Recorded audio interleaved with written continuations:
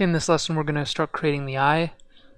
Select all these faces, which, most of which are triangles, extrude them in, and now you can see that they're all quads. So we're cruising now. We're going to make this thing look realistic.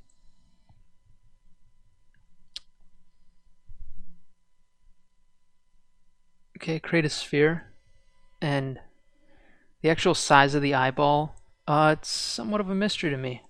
I'm not totally sure. It's smaller than you think, though. That's way too big. And actually, I found that it does, anatomically, getting it perfect. I don't really care about that. It doesn't matter that much. It's really more of like a visual thing, because there's plenty of characters. Look at Pixar. There's plenty of characters with giant eyeballs, and they still look right. But if you want to get totally, physiologically correct, obviously, you could do a little research. So this edge loop we just created is going to actually be the outline of the eye. And we just go to our front image plane and we follow the outline of the eye.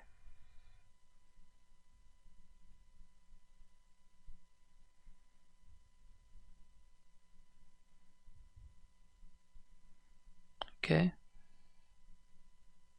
Just keep following the outline of the eye. Notice how the sphere, we lined it up to the center of the eyeball, using the iris as kind of a target for where the center of that sphere is. So that looks crazy.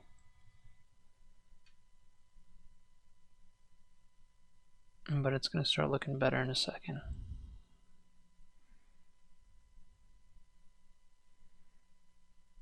Okay, so keep roughing it in.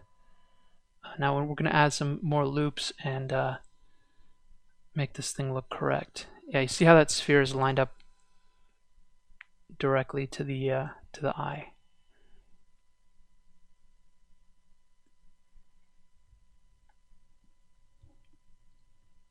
I used to be obsessed with getting the right size and the right, perfect physical geometry and physical realism for everything, and measuring everything out.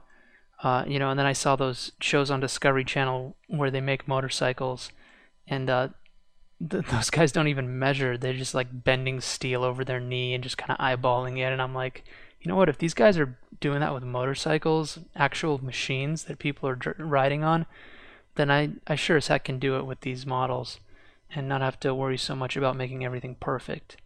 And just kind of it kind of inspired me to trust my artistic judgment more and rely less on data, like how big is the eye exactly. So we just beveled that edge right there to give it a little bit more of a and again, keep going between the smooth view and the unsmooth view.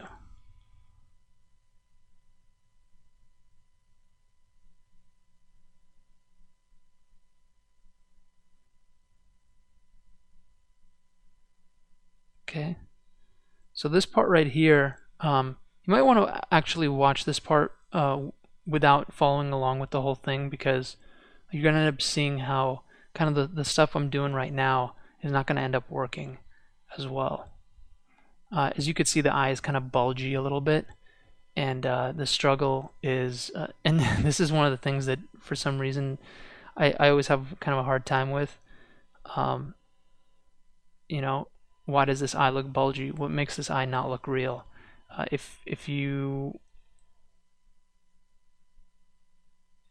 just keep modeling without looking at what something is supposed to look like exactly from every angle, you're going to end up with something that just does not look real for one reason or another. It's not going to magically become realistic, obviously.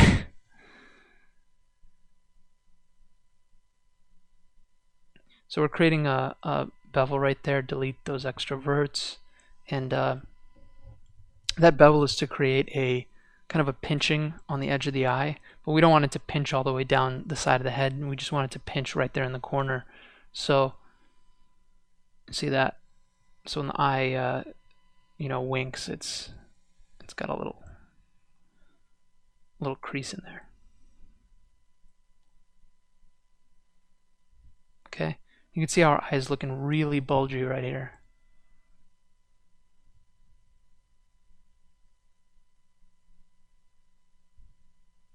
Trying to bring the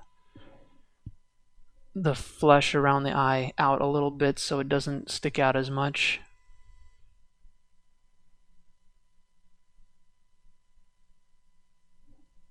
There's a lot of kind of flesh that hangs over the eye. This is a great opportunity also if you have a mirror. Just look in the mirror. Female and male eyes are kind of built the same way. See, but that from right there, that angle does not look right. So here we have Angelina Jolie. What a pretty eye, and see how that flesh hangs over the eye, and how the eyelids don't actually kind of go back around the eye. They kind of just go straight up and straight down.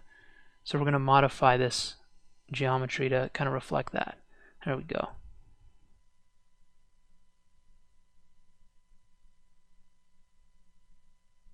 There's a lot more skull and kind of, I don't know, meat, fat, whatever it is that hangs over and comes up around the eye, kind of cradles it.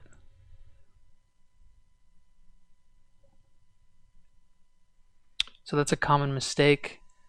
Hopefully you didn't follow along with all that and now you're going, oh man, I gotta do all this stuff over again. But it's pretty good. You can see how much better that looks right there. Still needs a little work.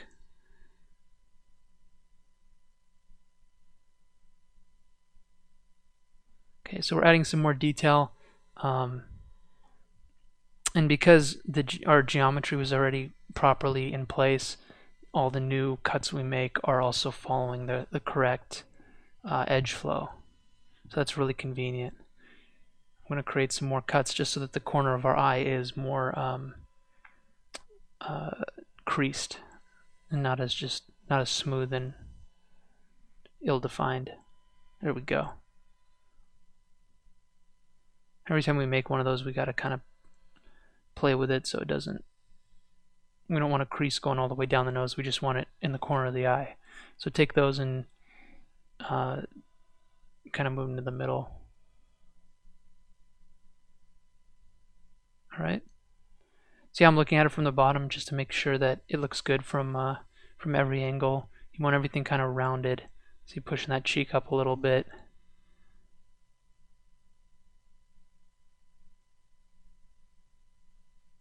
It's going to need a little bit more tweaking, but in the final model you can see how that's kind of it ends up being resolved. We're going to need another crease right there, and there's actually a substantial crease. Again, if you look back at the Angelina Jolie, you'll see there's a crease. I will look back on it in a second.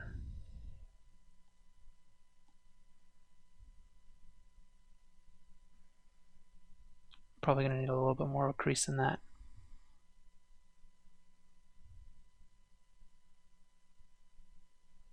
I believe it's called the epicantic fold.